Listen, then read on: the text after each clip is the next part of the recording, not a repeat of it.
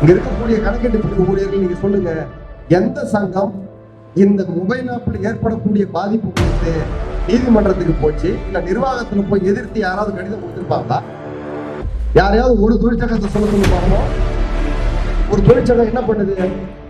நீங்க முதல்ல தனியாருக்கு எல்லாத்தையும் வித்துருன்னு சொல்றான். ப்ரொபோசல்ல கொடுத்தாங்க, நாம எதனால தடுத்தோம், அந்த ப்ரொபோசலே தூக்கி குப்பையில போட வைப்பதற்கு உண்டான ஏற்பாட்டை நம்ம எப்படி செஞ்சன்ற விஷயத்த பொதுச் செயலாளர் பேசும்போது சொல்லுவாங்க, அதை எப்படி தடுத்து நிறுத்தி இருக்கிறோம் என்ற விஷயத்த. அதே போல மொபைல் ஆப் கேஸ், தமிழ்நாடு மின்சார வாரியத்தில் இருக்கக்கூடிய எல்லா தொழிற்சங்கங்களும் மொபைல் ஆப் 2023 நவம்பர் மாசம் 19ஆம் தேதி இம்ப்ளிமெண்ட் பண்ணும் பொழுது வாய் மூடி மௌனியா இருந்தாங்க. மின்னூழியர் மத்திய அமைப்பு இந்த மொபைல் ஆப்பை, மொபைல் செயலியை அறிமுகப்படுத்துவதன் மூலமாக ஏற்படக்கூடிய பாதிப்புகளை தொடர்ச்சியாக நம்ம வலியுறுத்தணும். ஆர்ப்பாட்டங்களை நடத்திருக்கிறோம், இயக்கங்களை நடத்திருக்கிறோம். ஆனா நம்முடைய கணக்கீட்டு பிரிவு ஊழியர்கள் நம்ம செஞ்ச மிகப்பெரிய தவறு, தயவு செய்து நீங்க உணரணும். 81% ஊழியர்கள், கணக்கீட்டு பிரிவு ஊழியர்கள் கையெழுத்த போட்டு 10,000 ரூபாய் காசை வாங்கிருது. எவ்வளவு? 81% ஊழியர்கள் கையெழுத்த போட்டு காசை வாங்கி வச்சுக்கிட்டு, காசை வாங்கினது மட்டும் கிடையாதுங்க, இன்னைக்கு வரைக்கும் அதில் இருக்கக்கூடிய கணக்கீட்டு பிரிவு ஊழியர்கள் அதற்கு என்று தனியாக ஒரு மொபைல் போன் யாருமே வாங்கல. எல்லாம் நாம யூஸ் பண்ற போனை எடுத்து நம்ம யூஸ் பண்ணிட்டு இருக்கிறோம். நீங்க இந்த மாதிரி 10,000 ரூபாய் கொடுத்தது தப்பு, நீங்களே மொபைல் போன் டேப் வாங்கி தரணும்னு சொல்லி மின்னூழியர் மத்திய அமைப்பு 2025 மார்ச் மாசமே நம்ம அதற்கான தடையை வாங்கணும். தடை உத்தரவு வாங்கினதுக்கு அப்புறம் கூட நம்ம ஆளுங்க படிவத்தை கையெழுத்து போட்டு கொடுத்து அந்த காசை வாங்கி இன்னைக்கும் மின்சார வாரியத்தினுடைய அடிமையாக இன்றைக்கு நம்ம செயல்பட்டு கொண்டிருக்கிறோம். இது எவ்வளவு பெரிய அபத்தம் இது!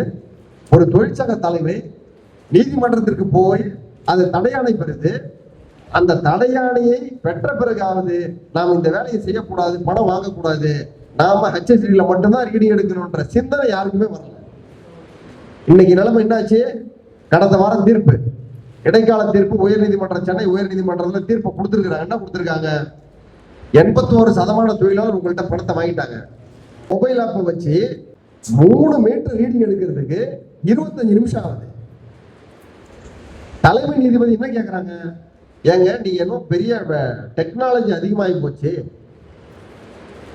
நான் இன்ஃப்ராஸ்ட்ரக்சர் எங்கள்கிட்ட நல்லா இருக்குது, 10,000 ரூபாய் நாங்க பணம் கொடுத்துருக்கிறோம், 4 நிமிஷத்துல 40 செகண்ட்ல நீங்க ரீடிங் எடுத்துட முடியும்னு சொன்னீங்களே, என் வீட்டுல ஹார்ட் ஆஃப் சிட்டியில ஒரு அசிஸ்டர் வந்து ரீடிங் எடுக்கிறதுக்கு 25 நிமிஷம் ஆகுது. இந்த 25 நிமிஷத்துல 3 மீட்டர்ல 1 மீட்டர் மட்டும் தான் டவுன்லோட் ஆச்சு.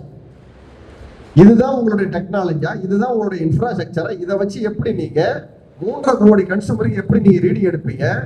இதை வச்சு எப்படி நீங்க இந்த திட்டத்தை சக்சஸ் பண்ணுவீங்கன்னு அரசை பார்த்து தலைமை நீதிபதி கேள்வி கேட்கிறாங்க. ஒரு அட்வொகேட் சீனியர் கவுன்சில் ஒரே ஒரு சிட்டிங்காக போய் நீங்க உட்காந்து ஆஜராகிறதுக்கு 1.5 லட்சம் ரூபாய் ஃபீஸ் நம்முடைய அமைப்பு கட்டியிருக்கு. ஒரு சிட்டிங், ஒரே ஒரு வாய்தாவுக்கு போய் நிக்கிறதுக்கு 1.5 லட்சம் ரூபாய் ஃபீஸை நம்ம கட்டியிருக்கிறோம். இங்க இருக்கக்கூடிய கணக்கெட்டு பிரிவு ஊழியர்கள் நீங்க சொல்லுங்க, எந்த சங்கம் இந்த மொபைல் ஆப்பில் ஏற்படக்கூடிய பாதிப்பு குறித்து நீதிமன்றத்துக்கு போச்சு, இல்ல நிர்வாகத்துல போய் எதிர்த்து யாராவது கடிதம் கொடுத்திருப்பாங்களா? யாரையாவது ஒரு தொழிற்சங்கத்தை சொல்ல பார்ப்போம். இந்த தொழிற்சங்கத்தை ஒட்டுமொத்தமா குத்தகை எடுத்துக்கிட்டு இருக்கிறேன்னு சொல்லக்கூடிய ஒரு தொழிற்சங்கம் என்ன பண்ணுது? நீங்க முதல்ல தனியாருக்கு எல்லாத்தையும் வித்துருங்கன்னு சொல்றான்.